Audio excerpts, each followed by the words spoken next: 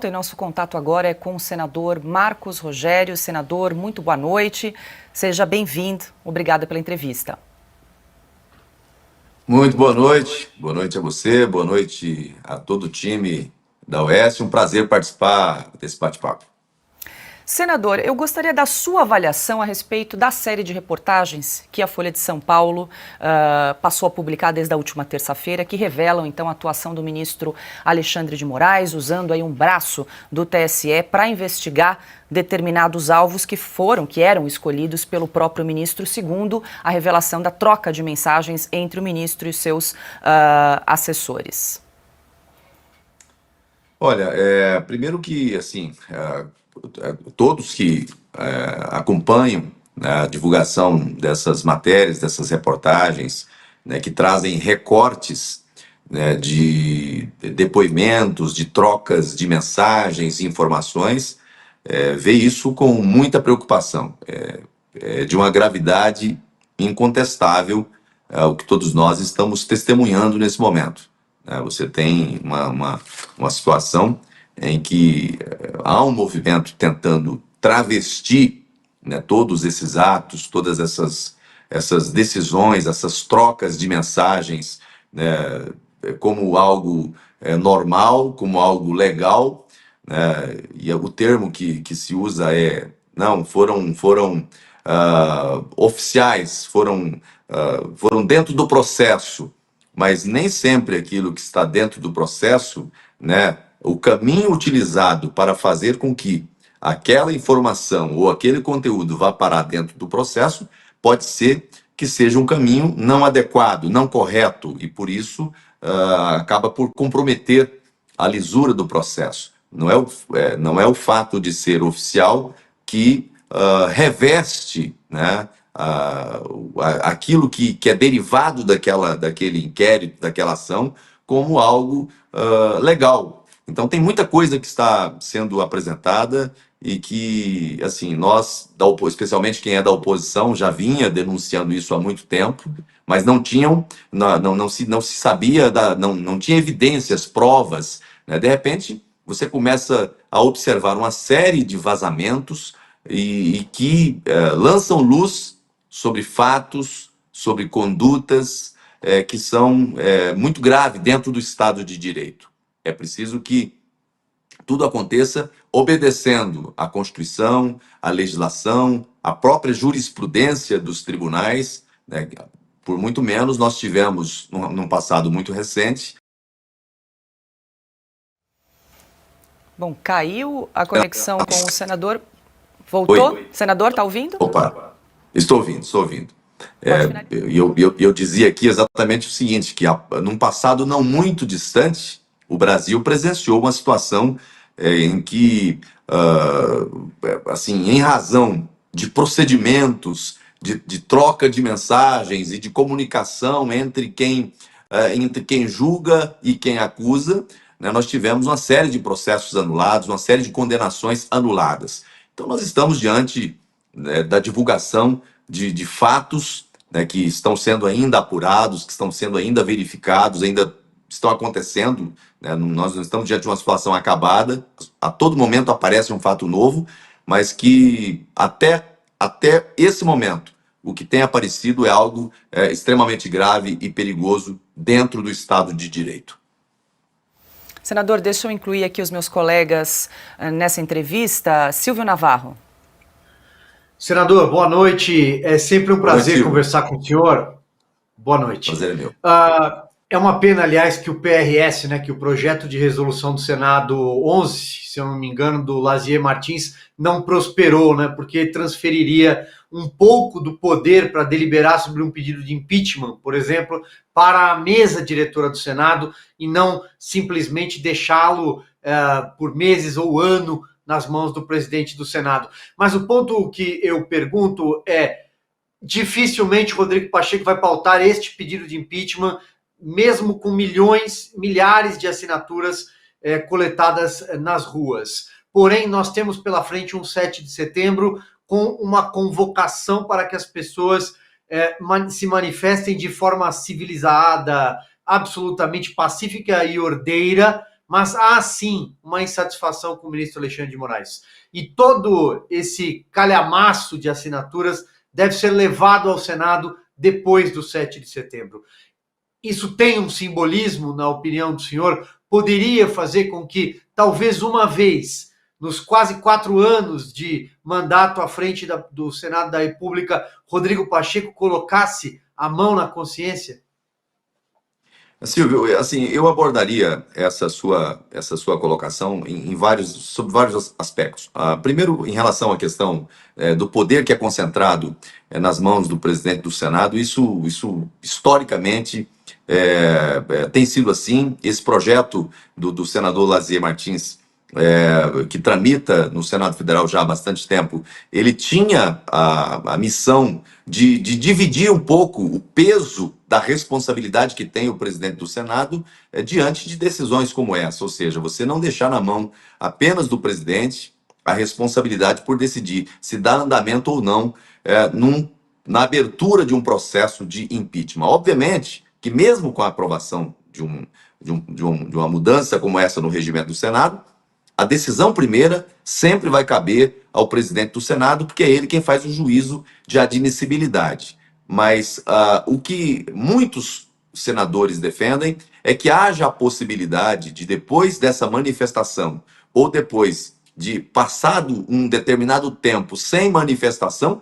que você possa ter, né, a possibilidade, né, de recorrer ou de um órgão colegiado suprir esse papel, né, e dar uma resposta para uma provocação dessa natureza.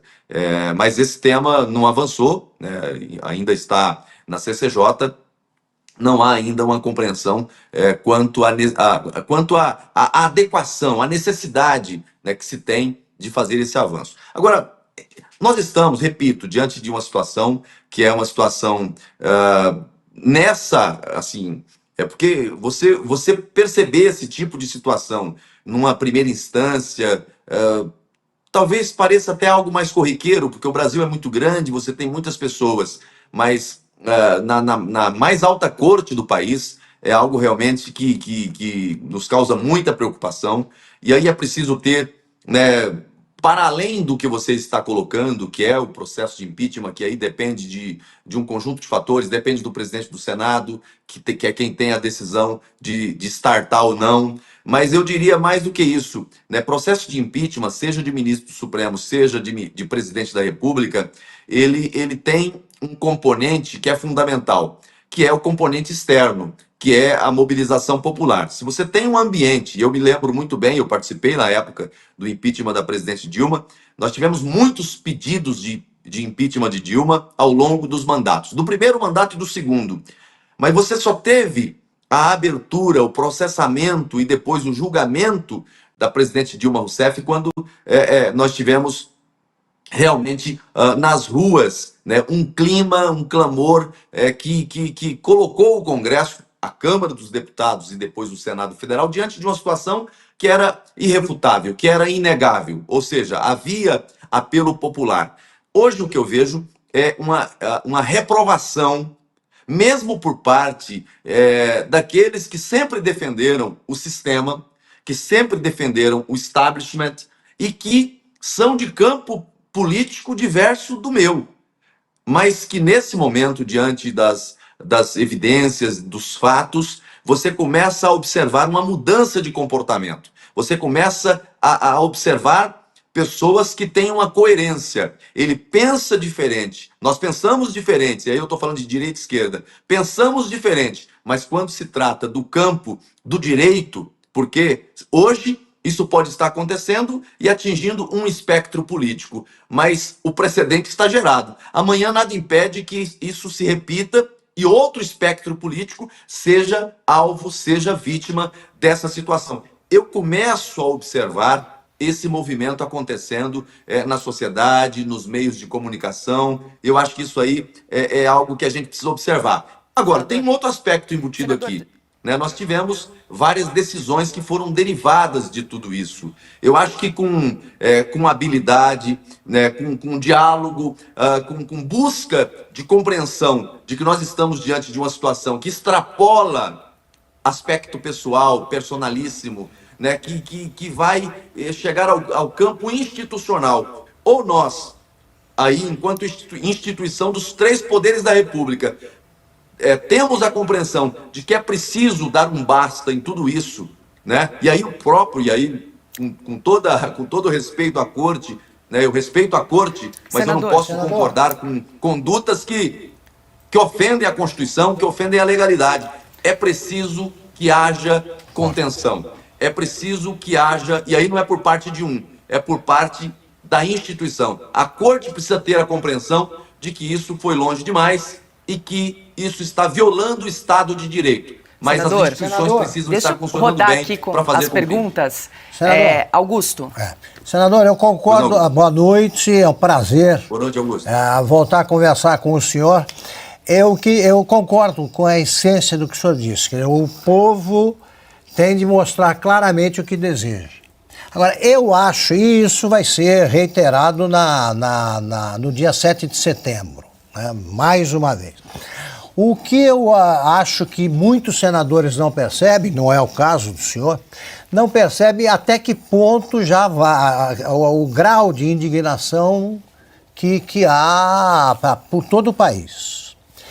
Eu pergunto, o senhor acha que os senadores que ainda toleram tudo o que faz o presidente do Senado ou ministros do Supremo, sabendo que só o Senado pode resolver isso, eles têm consciência de que a chance de eles se reelegerem, os que continuam, repito, agindo com leniência em relação ao presidente do Senado e ao ministro Alexandre de Moraes, eles têm consciência de que cada vez é menor a chance de reeleição deles na próxima campanha para o Congresso 2026?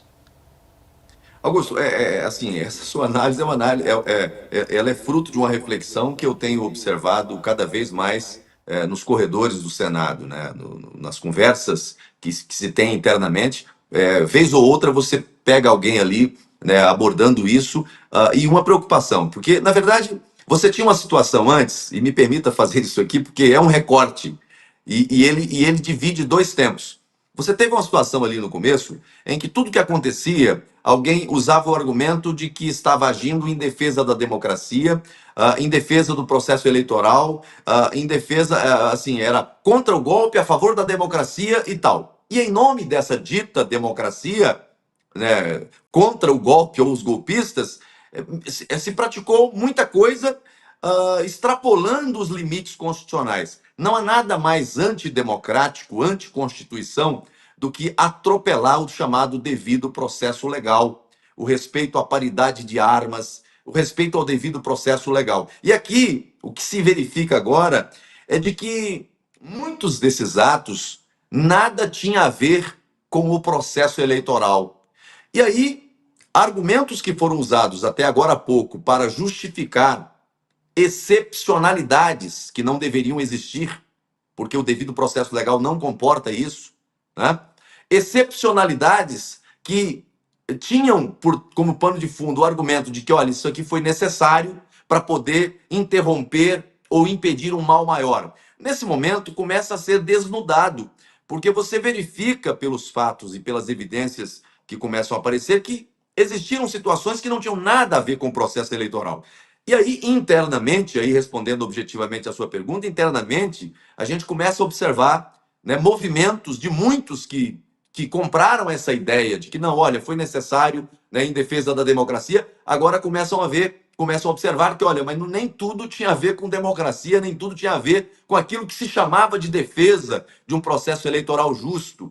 E começam a fazer essa conexão, obviamente, com o processo eleitoral. É impossível desconectar o que vai acontecer daqui para frente, e eu acho que vai ter um divisor de águas aqui temporal, que são as eleições municipais. Eu acho que após as eleições municipais, né, a contagem regressiva começa para a eleição seguinte, e obviamente que tem muita gente, tem muitos colegas, né, que nesse momento estão levando em consideração, sim, esse ambiente. Mas, repito, aquilo que se utilizou como argumento de fundo para justificar determinadas medidas que, para mim, são ilegais, e aquilo que é ilegal não pode ter amparo, especialmente numa corte, na mais alta corte do país. Mas esse argumento, ele me parece não ter sustentação nesse momento, porque muitos atos foram praticados diante de situação que não tinha nada a ver com o processo eleitoral. Senador. Aliás, até opinião política acabou sendo motivo de recomendação de pedidos para bloqueio de redes de censura. Senador, nosso tempo está se esgotando. Deixa eu passar para a Ana, que também tem uma pergunta para o senhor. Obrigado. Boa noite, senador. Obrigado pela entrevista. Boa noite, Ana. Senador, o senhor falou uma frase aí, né? A situação que o país se encontra. Isso diante de todo o cenário de barbárie jurídica. Mas, senador, isso talvez não teríamos chegado até aqui se não fosse a anuência, a conivência ou a falta de colocar em prática as nossas ferramentas de freios e contrapesos do presidente do Senado, Rodrigo Pacheco. E depois, senador, de Rodrigo Pacheco, a gente já sabe que o que passa aí nos bastidores, o nome será de Alcolumbre. E hoje nós vemos um Senado infelizmente, de joelhos, intimidado, né, até pelo Supremo Tribunal Federal. E aí peço perdão pela ignorância da minha pergunta, mas o que diz o regimento interno do Senado? Como podemos remover um presidente da Casa Revisora da nossa República, a única casa revisora contra esse tipo de atrocidade? Há alguma coisa no regimento do Senado que nos permite remover esse tipo de presidente que não protege a nossa Constituição e as nossas instituições? Ana, assim, veja, nós voltamos, o paradoxo novamente. É a mesma situação, né, do processo de impeachment. Você tem que ter, né, uma razão para fazer esse impedimento, determinar esse impedimento, né? Não há base regimental, né, para esse tipo de situação, ou seja, você afastar um presidente porque deixou de decidir. Agora, eu por dever de honestidade, eu fui líder, vice-líder do partido, do PL, e agora sou líder da oposição no Senado, participo do Colégio de Líderes. Eu, se fosse presidente do Senado, diante de situações, determinadas situações, havendo fundamentos, né, eu startava, né, o procedimento para que a casa pudesse deliberar, obviamente, sobre os pedidos que chegam, né? Exceto aquelas situações que não tivesse fundamento, não tivesse razão de existir. Não foi essa a postura do presidente. Agora, eu tenho que dizer aqui muito claramente, processo de impeachment, seja de ministro, seja de presidente da República, ele depende de dois fatores, e aí eu vou repetir aqui. Um é o fator externo, é rua. E o outro é o ambiente interno. O presidente do Senado, ele tem ali um colégio de líderes, né? E ele, a pauta do plenário, né? As decisões mais importantes que são tomadas, elas são tomadas, referendadas por esse colégio de líderes. Se você não tem, nesse ambiente do chamado colégio de líderes, que são as figuras que representam cada partido, cada composição partidária, se você não tem ali, né, a sinalização clara de maioria para determinar o avanço, né, ou o travamento de situações como essa, né, o presidente acaba se sentindo pressionado ou numa hipótese diferente, não amparado para tomar essa decisão. Então, para startar isso sem que tenha lastro, base de apoio internamente, teria que ser um presidente que fizesse isso como convicção pessoal. Mas hoje, e aí eu digo, estando lá dentro, a gente não observa esse movimento de apoio ou esse movimento sequer de confirmação da decisão do presidente para avançar com o processo de impeachment. Infelizmente, a gente não tem base regimental para poder recorrer contra isso. Eu defendo uma tese de que nós deveríamos ter a decisão continua com o presidente, mas na sua omissão ou numa negativa de decisão, você interpor um recurso à CCJ para que o colegiado decidisse. Mas isso ainda não tem previsão regimental. Senador, nosso tempo já se esgotou, mas o Piotr tem uma última pergunta aqui. Senador, boa noite, bem-vindo uma vez mais. É muito rápido. Eu entendo que para um processo de impeachment avançar, as ruas têm um peso muito importante, eu concordo. Já temos mais de 1 milhão de assinaturas aí correndo, temos um movimento que está marcado, as redes sociais se manifestam também, mas vamos lá. Independentemente da vontade pessoal do Rodrigo Pacheco, ele tem que ser movido à análise técnica da lei. E a gente já viu atrocidades jurídicas nesse caso, o suficiente para olhar que o ministro extrapolou todos os mínimos, né? Ele extrapolou em qualquer coisa mais básica do distanciamento que ele deveria ter.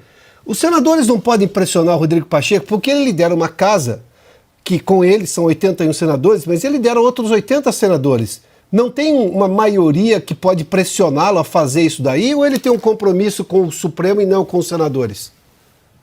Não, hoje, infelizmente, aí sendo muito objetivo, hoje não há uma maioria capaz de pressioná-lo nessa direção.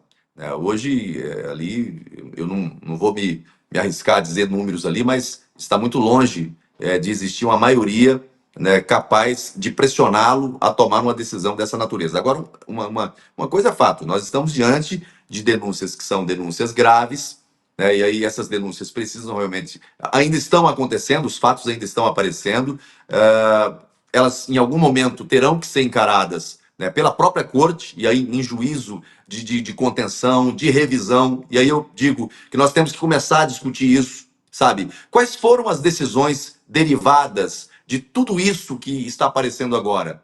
É preciso revisitar isso. É preciso olhar para isso, sabe? Pessoas estão sendo julgadas, pessoas estão sendo censuradas, pessoas estão sendo multadas com base em procedimento que é incompatível com o devido processo legal. Então, a gente precisa fazer esse enfrentamento. Mas dizer que tem ambiente de apoio ou de pressão a esse nível, infelizmente, essa não é a realidade que a gente tem internamente hoje.